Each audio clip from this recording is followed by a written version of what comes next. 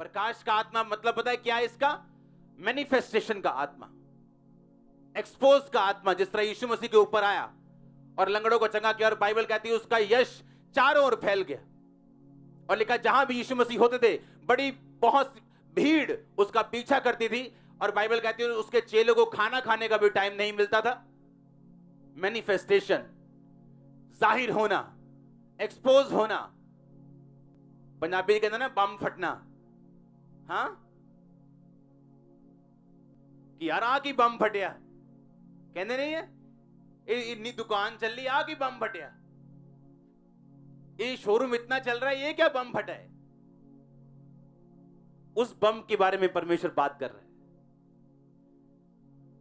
जो आपकी लाइफ में फटने के लिए तैयार है। आप समझ रहे कि नहीं? जो परमेश्वर, ये उसका मास्टर प्लान है, ये वो चाहता है आपकी लाइफ में ऐसा हो। पर प्रॉब्लम कहां पे है? आज जब कलीसिया सत्य को जान जाती, गिनोस्को को जान जाती, पहले लेवल के सच को जान जाती, उसे लगता है अब सब कुछ पूरा हो गया। जबकि यूनानी भाषा में जब बाइबल लिखी गई थी, हर एक शब्द को अलग तरह से लिखा गया। सत्य को जानोगे, गिनोस्को करोगे तो सत्य तुम्हें आजाद कर देगा, तुम्हारे बंधन टूट जाएंगे, तुम्हारी बीमारियां खत्म हो जाएंगी, तुम शैतान से आजाद हो जाओगे, तुम उद्धार पा जाओगे, बपतिस्मा लेके परमेश्वर के करीब हो जाओगे, पवित्र आत्मा पालोगे। सत्य तुम्हें क्या कर देगा? आजाद कर देगा। पर कहता अगर तुम मैनिफेस्ट होना चाहते हो, अगर तुम जाहिर होना चाहते हो, एक्सपोज होना चाहते हो, कार्य करना चाहते हो, अपनी जिंदगी में परमेश्वर के हाथ को देखना और दिखाना चाहते हो, तुम्हें उसकी पहचान में बढ़ना पड़ेगा। सही और सटीक जानकारी के बारे में तुम्हें ज्ञान प्राप्त करना पड़ेगा। हालेलुया। एक व्यक्ति जानता है यीशु मसीह परमेश्वर है, लेकिन जब दुश्मन उसके सामने आता है वो उसको माफ नहीं कर पाता। अभी भी वो प्लानिंग्स करता है गिराने के लोगों को। इसका मतलब वो परमेश्वर की पहचान में क्या है? अधूरा है। और जो मैनिफेस्टेशन उसकी लाइफ में होनी, जो परमेश्वर ने सोचा हुआ है इसको इस लेवल पे मैं लेके जाऊंगा और इस तरह से मैं इसकी लाइफ को एस्टेब्लिश करूंगा, वो उस मैनिफेस्टेशन में खुद एक रोड़ा है, परमेश्वर नहीं, शैतान नहीं, वो खुद। क्योंकि जब भी परमेश्वर आपकी लाइफ में आपको मैनिफेस्टेशन की तरफ लेके जाता है, जाहिर करने की तरफ, बड़ा काम करने की तरफ, वो ये चाहता है कि आप उसकी पहचान में बढ़ें। अगर आप बाइबल में देखें, जहां पे 15 बार पौलुस ने इस शब्द को यूज किया, उसने हर बार परमेश्वर की पहचान के साथ परमेश्वर की ब्लेसिंग्स को रखा है। कि जहां जहां परमेश्वर की पहचान, इपिग्नोसिस आएगा, वहां वहां परमेश्वर की बड़ी ब्लेसिंग्स आएंगी। वो शारीरिक भी होंगी, आत्मिक भी होंगी, दोनों तरह की होंगी। आज एक व्यक्ति जब परमेश्वर की पहचान में बढ़ता है, जिस तरह दाऊद था, परमेश्वर की पहचान में बढ़ा, परमेश्वर ने शाऊल को अपने पास बुलाया, शमूएल को बोला मैं इसको मसा करूंगा, इसको राजा होने के लिए तू तैयार कर, क्योंकि यही वो है जिसको मैंने राजा होने के लिए चुना। तुम सत्य को जानोगे और सत्य तुम्हें क्या करेगा?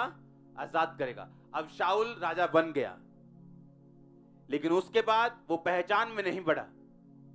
जब शमूएल नबी ने कहा जाओ और सामने के देश में जब तू जाए और सब राजा को, सब प्रजा को, सब लोगों को खत्म करके बैल गायों को भी खत्म कर देना, तो उसने कुछ जानवर छोड़ लिए। जब शमूएल आया तो गायें कर रही थी वां वां। शमूएल बोला ये क्या हो रहा है? कहता ये तो मैंने तेरे परमेश्वर के लिए रखे हैं, उसको हम बलि देंगे और परमेश्वर खुश हो जाएगा।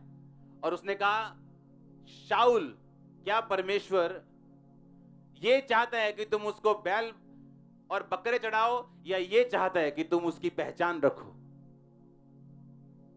पहचान में ना बढ़ने के कारण शाऊल को वो आजादी जो मिली थी वो उसका फायदा नहीं उठा पाया और गिर गया।